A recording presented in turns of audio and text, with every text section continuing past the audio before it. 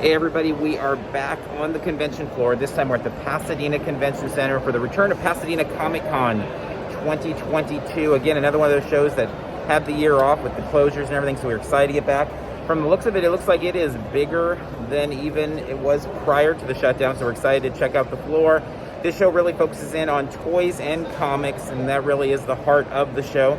We'll try to give you a little bit of a feel for some of that on the floor, as well as maybe some of the cosplay that we see out as well. So, very affordable show. It is a one-day con, happens here on Sundays annually.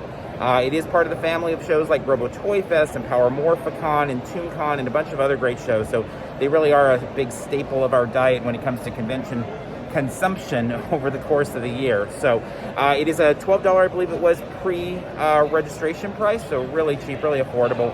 We are here as press, so we got registered that way. So that said, let's start making our way around the floor and find some toys and comics and cosplay.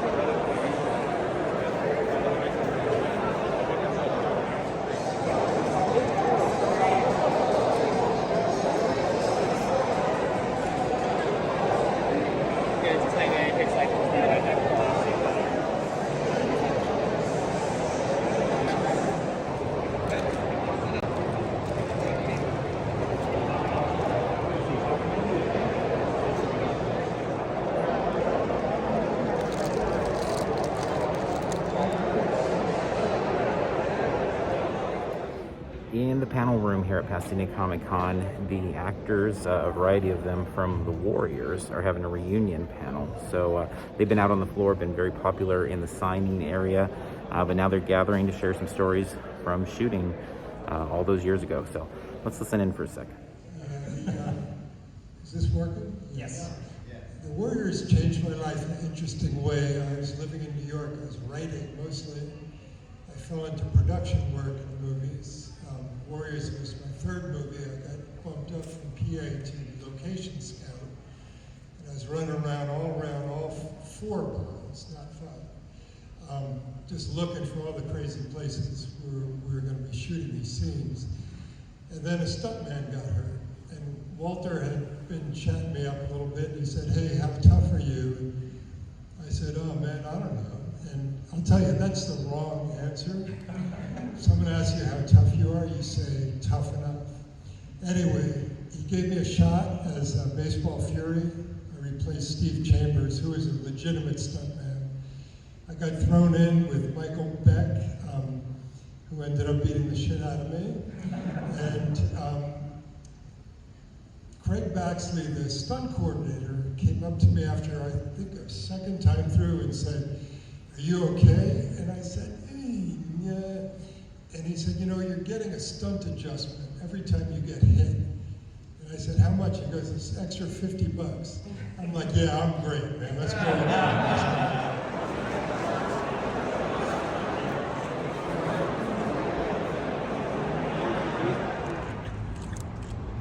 Wow.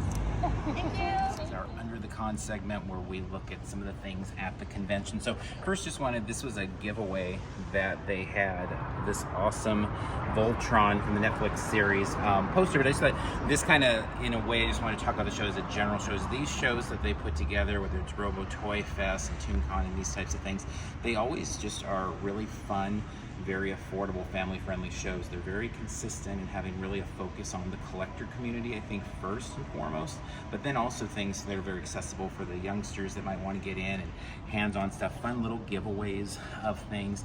They have the panel room. One of the things that was really big for a lot of people at this show is they did a Warriors reunion. And so that film is obviously a cult classic. I mean, it really is one of the epitome of a cult classic. So they had a big panel with several of the actors on it there. We'll show, I think we have a little bit of it in this video, actually you saw, but it was just great to be able to have those people coming over and being able to celebrate the fandom that way. Cosplayers welcome. They have cosplay contests later on in the day. We're actually having to cut the day a little short for ourselves because we have another filming project we have to get to, but just a bunch of things that are really great. If you do the $12 buy in advance ticket, or even $15 at the door, you're getting really a lot at the show. You know, it's not some massive, WonderCon type show, but it's just a really good quality convention with a lot of fun things. And a big part of the fun, though, is the shopping there. I mean, I think these shows are really consistent in that. So comics, big deal here. Lots of comic vendors there. I would say there was about 8 really great, very tempting booths of comics. So if you follow our videos, you know that I'm big on trying to pick up cheap reader copies. I mean, I'm hoping always that the covers are attached, but I mean, all of our books are pretty well battered that are anything, classic like this. But picked up a Fantastic Four, number 81 there. I thought that wasn't too bad a shape there for $15. Love these old 12-cent covers there. And then we are working away on our Green Lantern run there. Again, a lot of pretty battered copies, although I don't think this one's too bad at $25. So was able to fill another hole in there. I think Green Lantern, we'll get down to maybe 5 issues left, and that'll probably be where our run ends. Much like Avengers, at some point we just kind of get priced out of them because they get so pricey, but still, clicking away at what we can get in that $10, $20, $30, $40 range there.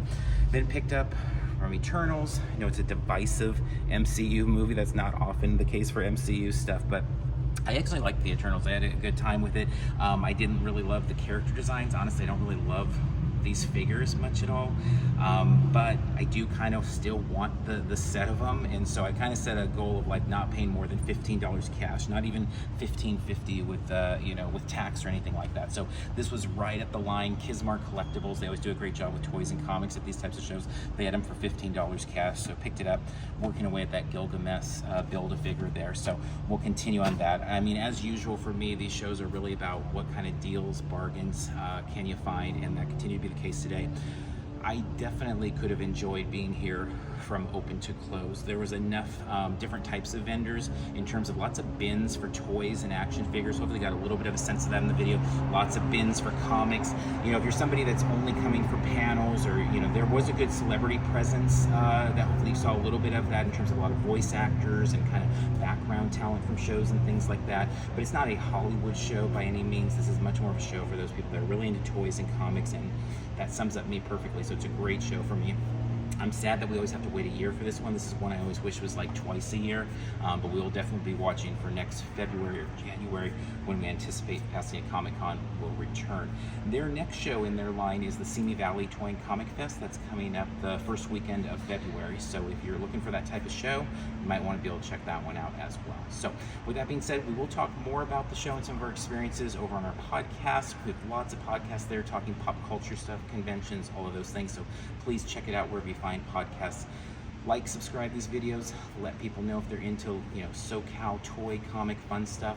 Hopefully we're the people to come to with a lot of that stuff. So that being said, we're going to wrap up here, and until next time, we'll see you in line somewhere.